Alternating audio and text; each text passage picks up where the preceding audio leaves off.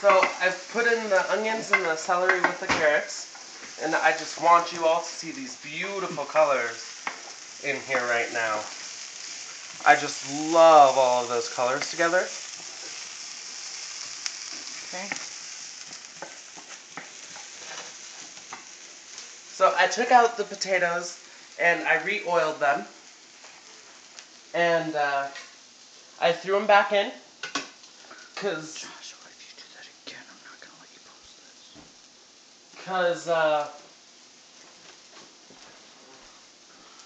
We need them to get soft, like boiled potatoes will, for some mashed potatoes.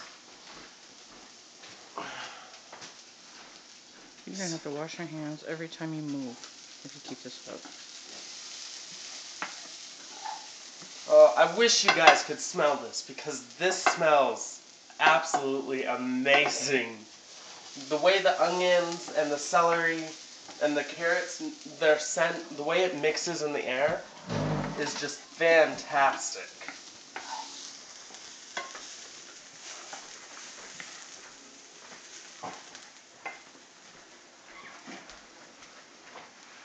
So, as I am at my grandma's house today, so you will be seeing my grandma and some of my cousins and uncles walking around behind me or with me, maybe helping me cook eventually.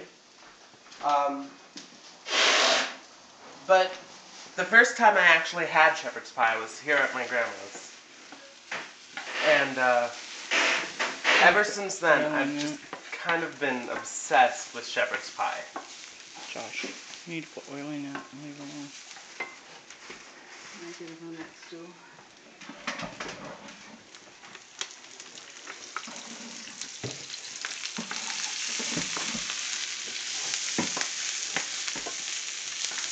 So if you'll see, I did kind of let the carrots char just a tad bit. Not too much, but just enough so that you've got that nice kind of, those nice mixes of color in there now.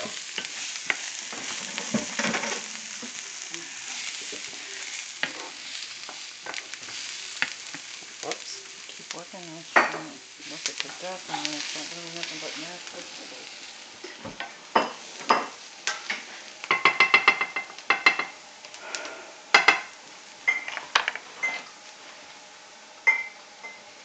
Ah, now you're stuck. Leave them there. Leave them there.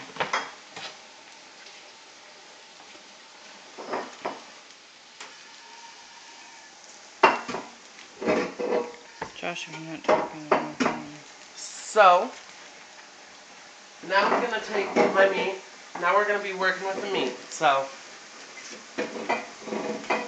I did get, let's see, about 2 pounds of lean meat. And I like to use lean meat just because it kind of takes back flavor, or it doesn't take back the flavor, or the fillingness. Shepherd's pie is super filling, so I just like using lean meat better. If I can ever get it open.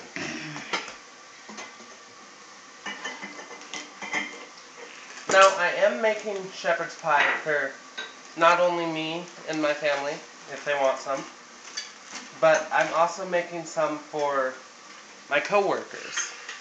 So, really what I'm doing is I'm making a huge batch of shepherd's pie.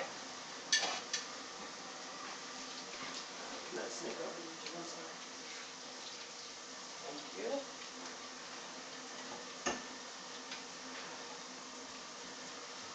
And throw it in a pan with the... Are you throwing the meat in a pan with the veggies? Yeah. So, I am gonna... Leave your heat on. I'm gonna throw this meat into the pan with my vegetables. And I'm just gonna kind of break it into the pan.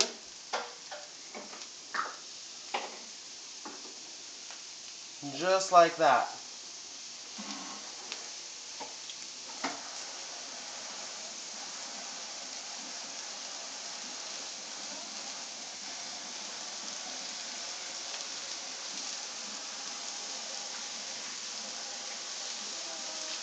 So one of the things you want to do is you want to make sure that the meat gets broken up into the veggies without mashing it together. You don't really want to mash it. You don't want the meat and the vegetables to pack together, is what I'm saying.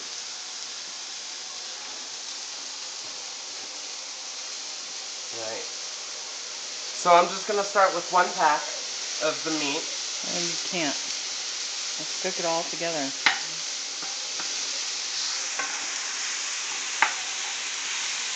Just so I kind of get that a little more even and flat.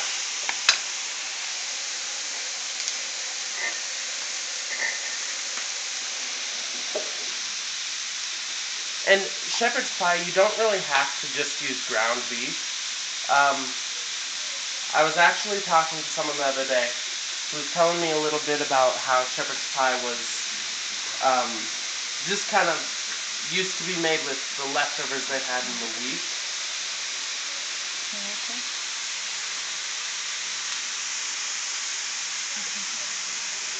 So really, this can be made with chicken or turkey. Really, it can be made with a lot of things that you have available to you. So you don't really have to worry about ground beef necessarily, just as long as you have some nice quality leftover meat. And a lot of the times, you don't really have to worry about if the meat is seasoned or not, because if it's seasoned from what you made before, that'll work fine. Salt and pepper on this too. I'm going to stir it up a little, then I'll add a little bit of salt and pepper.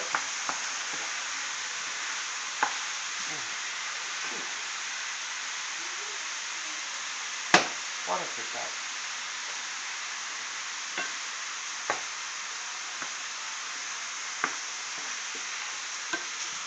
Salt and pepper. Throw some salt and pepper in here.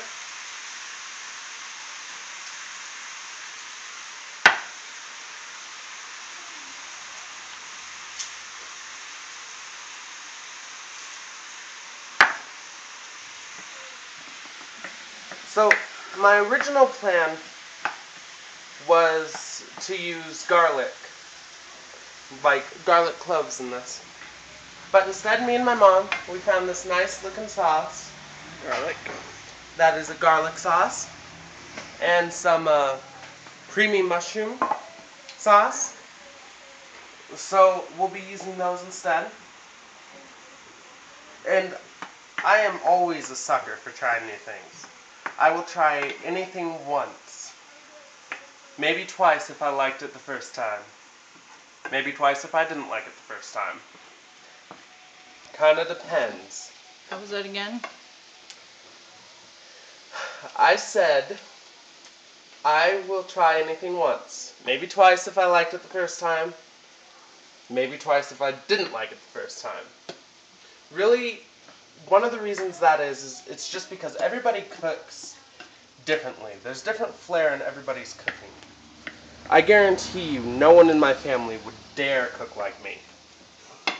At least not right now. And I wouldn't dare cook like my mom. That's a raspberry. Twice.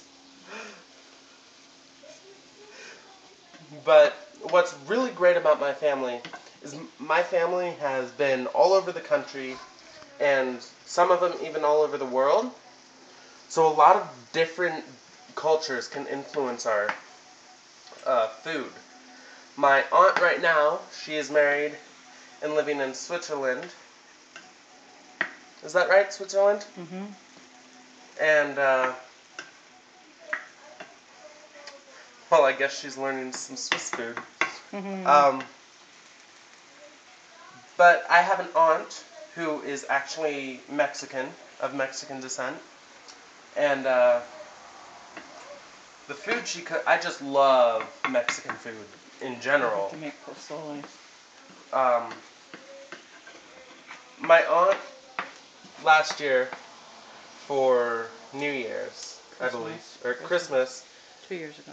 2 years ago, made a pozole, which for those of you who don't know, it's kind of like a Mexican chicken noodle soup. And it's got this nifty little like noodle type corn thing that kind of reminds me of dumplings actually. But I loved that meal. You've been filming again in another 10 minutes.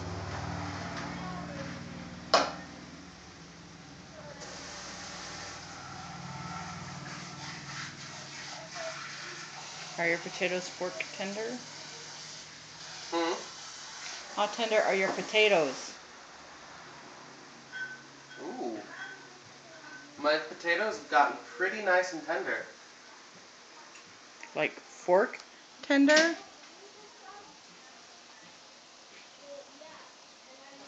But, you know, I think we're going to cook them a little more. You try one of my fermented pickles? No. They're really good. Josh will. He likes to try everything. What are they? Pickles. Not when you add fermented to them, I don't. Oh. That's the way they were originally made. I don't care. These are nice. My oven potatoes are nice and baked. They are good to go. Josh, this is 20 minutes already.